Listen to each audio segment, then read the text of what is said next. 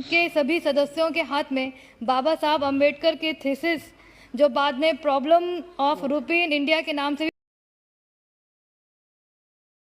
बहुजन समाज की हर खबर पाने के लिए सब्सक्राइब करें अम्बेडकर पीपल्स वॉइस और बेल आइकन दबाएं। श्रीमती संगीता आजाद। Thank you. धन्यवाद सभापति महोदय, जो आपने मुझे राष्ट्रीय अवसंरचना वित्त पोषण और विकास बैंक विधेयक 2021 पर बोलने का मौका दिया। सर, मैं अपनी बात तब से शुरू करना चाहूँगी जब भारत आज़ाद भी नहीं हुआ था, क्योंकि हमें यह भी जानना अति आवश्यक है कि हमने जहाँ से शुरू किया था और हम कहाँ पहुँच गए हैं। 1926 में जब भारतीय अर्थव्यवस्था को सुदृढ़ करने के लिए जब हिल्टन यंग कमीशन भारत आया था, तो उनके समक्ष बाबा साहब डॉक्टर भीमराव अंबेडकर ने प्रस्तुत होकर सब भारतीय रिजर्व बैंक की स्थापना की अनुशंसा की थी।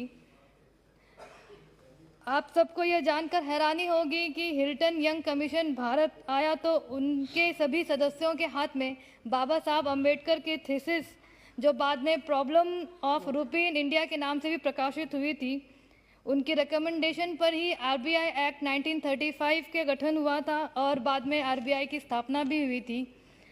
सर, आज हम डीएफआई की बात करते हैं। भारत हमारे जो विकासशील देश में आधारभूत संरचना के वित्त पोषण के लिए डीएफआई का प्रयोग सफल भी रहा है और लोकप्रिय भी रहा है, लेकिन जब भारत में इसकी चर्चा होती है तो इसके अतीत के कड़वे अनुभव भी स्मृति पटल पर आते हैं। अर्थव्यवस्था को गति प्रदान करने के लिए माननीय वित्त मंत्री जी ने हाल में जो विकास वित्त संगठन डीएफआई की घोषणा की, महोदय, मैं आपके माध्यम से पूर्व की सरकार और विकास वित्त संस्थानों के कार्यों के ऊपर सदन का ध्यान आकृष्ट करना चाहूँगी कि सर्वप्रथम 1948 में विकास वित्त संस्थान की स्थापना की गई थी। तदुपरांत 1951 में एसएफसी अधिनियम का गठन के बाद राज्य स्तर पर स्टेट फाइनेंस कॉरपोरेशन के गठन किया गया था। नियोजित आर्थिक विकास के शुरुआती दौर में 1955 में कुछ और डीएफआई जैसे आईसीआईसीआई और 1964 में यूटीआई का भी गठन हुआ था।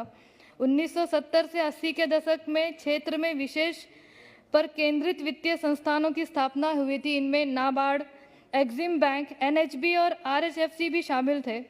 भारत सरकार की मध्यस्थता, रिजर्व बैंक ऑफ इंडिया द्वारा रियायती दर पर ऋण की उपलब्धता, बहुपक्षीय द्विपक्षीय एजेंसियों द्वारा उपलब्ध भारी कोष के बावजूद भी डीएफआई को बैंकों के संविधिक तरलता यानी लिक्विडिटी का अर्हता नहीं दी गई। इस तरह से बैंकों के संसाधनों को डीएफआई को प्रदान करने के से देश के ऊपर वित्तीय दबाव बढ़ा है, जिनके वजह से कई डीएफआई का अस्तित्व समाप्त हो गया, जैसे कि यूटीआई। महोदय, जब बैलेंस शीट अल्पावधि उधारी व दीर्घ अवधि के जोखिम परिसंपत्तियों पर निर्मित होते हैं तो जोखिम प्रबंधन की समस्या अधिक होती है। कमजोर प्रोत्साहन और सरकार की संबद्धता से जुड़े नैतिक जोखिम तथा कमजोर नियमन आदि कारोबारी नाकामी के रूप में प्रतिफलित होते हैं। महोदय, डीएफआई की ढांचागत अवधारणा में त्रुटि है। इन्होंने बैंक या गैर बैंकिंग वित्तीय कंपनियों को बदलने की अनुशंसा है। आईडीबीआई और आईसीआईसीआई बैंक इसके उदाहरण है।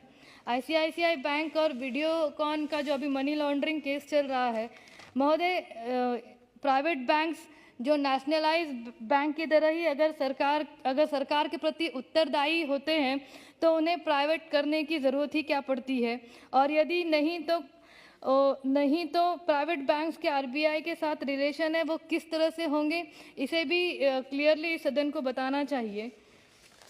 इस विधेयक में बहुत सारी त्रुटियां हैं और जिन्हें संशोधन की बहुत आवश्यकता है। मेरी एक और पॉइंट सर मैं बताना चाहूँगी, डीएफआई सबसे कमज़ोर कड़ी है कि भारत में बॉन्ड का बाज़ार अभी भी विकसित नहीं है। बाज़ार में मुख्यतः प्राइवेट प्लेसमेंट होती है जिनमें परिपक्व होने तथा रोके रखने जाता है, जैसे वित्तीय संस्थानों में बीमा और पेंशन।